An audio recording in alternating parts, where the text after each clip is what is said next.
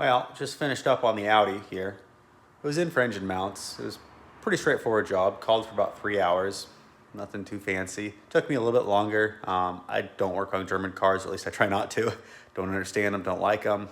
Now that I've done it, it's pretty straightforward. It wasn't too hard at all, really. Just different. Kind of interesting car. I think it's a S6 or an A6 or something like that, a Quattro TDI diesel. It is super, oh, I can't do this, supercharged, but it has a turbo. Explain that, that's kind of cool. But what's even more interesting is this. All right, get all flipped around here. So these are the old motor mounts out of the car.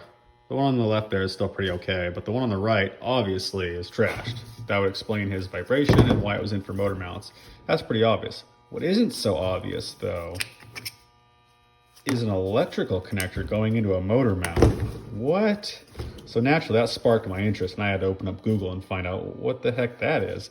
Have you ever seen a motor mount with a electrical something going into it? Now, is that a sensor? Is the solenoid? I don't know. So I had to do some research. And of course, if you're into German cars, you're probably familiar with this and you can go ahead and just skip this video because you already know all about this. But I found it very interesting and I had to learn about it. So what it is it's a solenoid, and these are oil filled, and there's a pathway in there, and it moves the fluid from the top to the bottom, and that effectively, it's like a damper, if you will. You know, literally it's an engine damper, kind of like a shock, rather than just a solid rubber mount.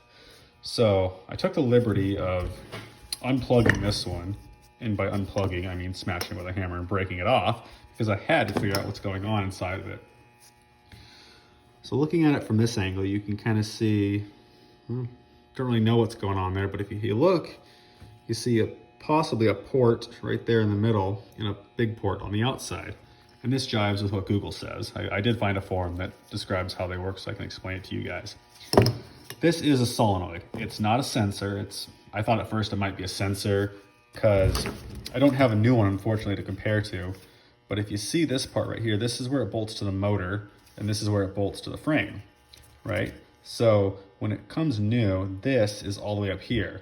And as it wears out, it kind of goes down, down, down, down, just like this one. And so that mount is compressed. It should be up here. So obviously it's failed. You know, it's time for a new one on that side as well. And of course, this one just, well, you know, it did that.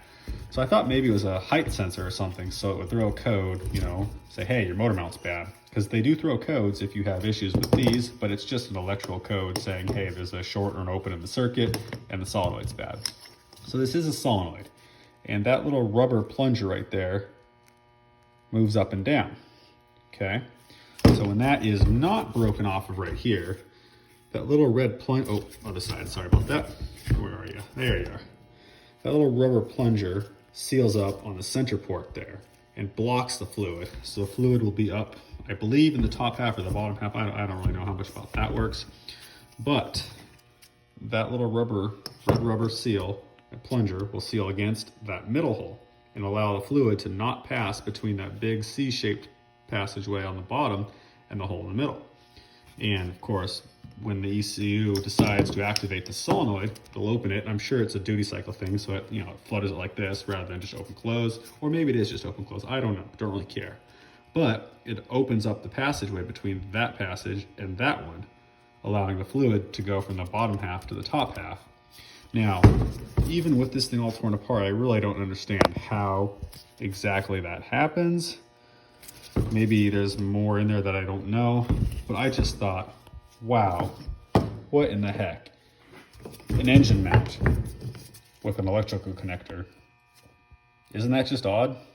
Hey, now you know. So, the more you know.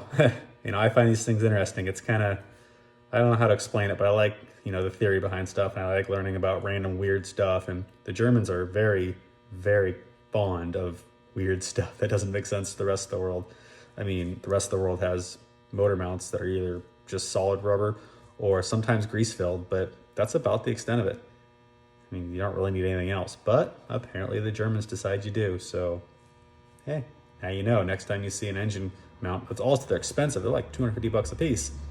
So next time you work on a German car and you go, oh, gee, it needs a motor mount, so they're 500 bucks for the pair. Now you know why.